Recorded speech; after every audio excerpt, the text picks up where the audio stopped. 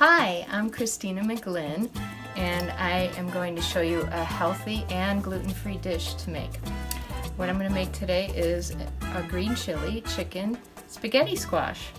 You pick a fresh spaghetti squash from your local grocer or your farmer. We're in season now, we're in fall, so you should be able to get these rather easily. So what we're going to do is cut these lengthwise. You could put it on a cutting board or right on a counter, just like I'm doing.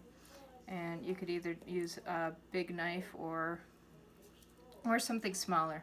So this one, I'm going to use a smaller one just so I can get a better grip on it. So before you begin cutting, there is a stem at the top. Some of them come already cut off, but if not, just like a pumpkin, just carve that out. Start with your knife in, and then gently just kind of shave all the way around until your stem is cut off, right very close.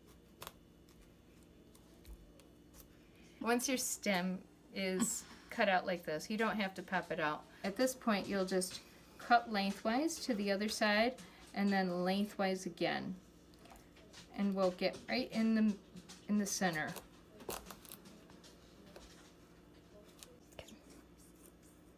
So once you cut it open, this is what the inside will look like, just like a little pumpkin. And you'll have your stem here where you cut. You could just toss that out. And I will grab a spoon, and you just lightly empty these out, clean them up. They come right out. And I would recommend leaving this on the counter a little bit before doing this versus keeping it in your refrigerator, because it would probably be really cold in here. So this is just room temperature. I hid it on my counter. You don't have to refrigerate these. So once you empty them out, clean them out, you rinse them, and what I do is I put them face down on the towel just to get any excess moisture out. You don't really want to wipe them out. You just put them face down. And they look like little boats. At this point, what I'll do is I coat the inside with some olive oil. Now, a lot of people will say put some salt and pepper in here. You really don't need to. Just coat them nicely. Get yourself a baking dish like so. And the rest of the oil, actually, you might as well just throw it on there. There's no reason to waste.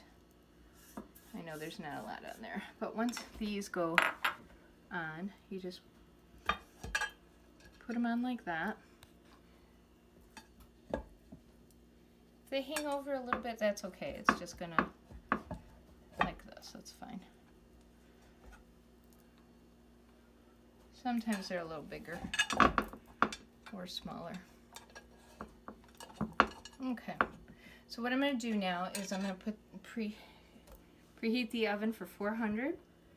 I'm gonna put these in for 40 minutes. And then meanwhile, we'll work on the filling. So we are going to now make the enchilada sauce. A lot of enchilada sauces are not gluten-free. So I choose to make my own for that reason, and for the reason of watching the sodium levels. There are many items that have high sodium. So it's better to read your labels. And if you choose to make your own, this is how you do it. It's pretty easy. So you just put a 1/4 cup of olive oil in here. We're going to put it on a low heat.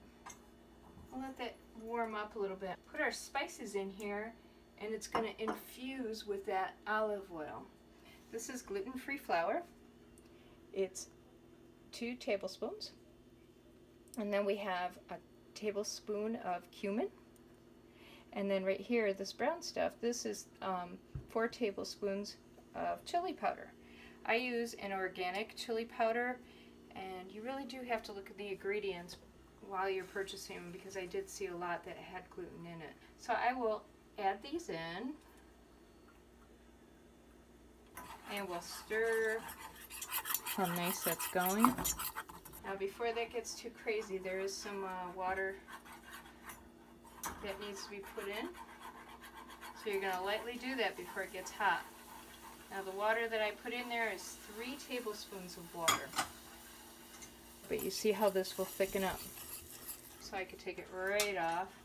Then I add 16 ounces of tomato sauce in there. And don't burn yourself. Didn't want to show any brand names. So I want you to decide which brands that you like. Again, read the labels. Go for low sugar, low sodium, and you'll be fine. So we can mix that up so it's all thickened now, and it'll warm up once we bake it. So now we're going to add our green chilies and our diced tomatoes, and that'll finish your sauce. So I put a little olive oil just on the bottom, and I fried up a 1/4 cup of the green onions, and I'd say 20 ounces of chicken. And once it's all cooked together and warm, you can begin blending this into a larger bowl. Take your enchilada sauce that you put on the side that you made first, and you mix that in with the chicken. I wish you were here to smell that. Now, if I hadn't said anything, I do want to give credit. This was inspired by a healthy living recipe, and I modified it to make sure that it is gluten-free. Now from here, you're going to want to add in a cup of low-fat cottage cheese, and then a cup of cheese.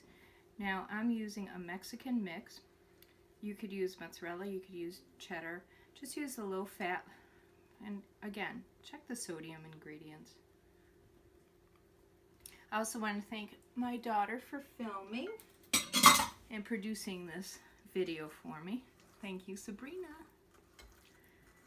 So we mix all these up, and then once it's mixed up nice, what we'll do is we'll put this aside, and then we're going to go back to the oven and get our spaghetti squash ready.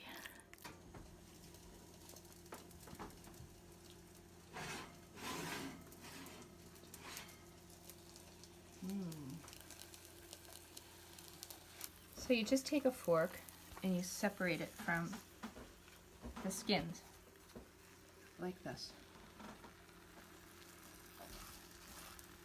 And you don't want to push too far in because you'll go right through the skin, so you just want to get close enough. You'll get the feel. Now these are very hot, so I would recommend a towel or something. Let them cool a little bit.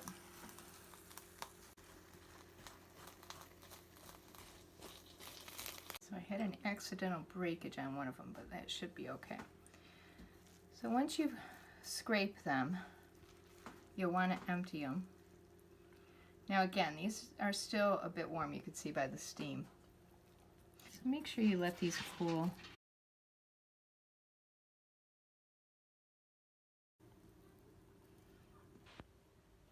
So now we're going to take the spaghetti squash contents, and we're going to mix it into the rest of our ingredients.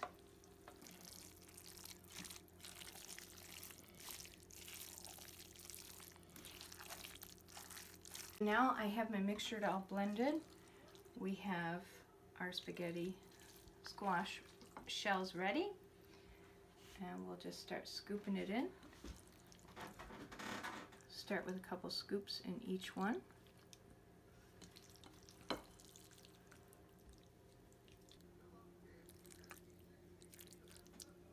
I'm just going to top it with some cheese that I set aside.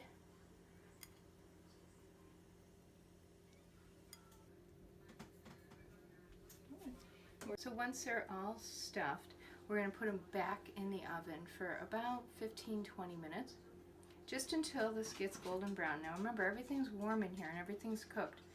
We're just going to put it in, I would say about 15 minutes really.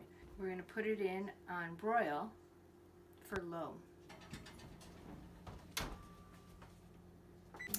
So here it is, voila! Fabulous.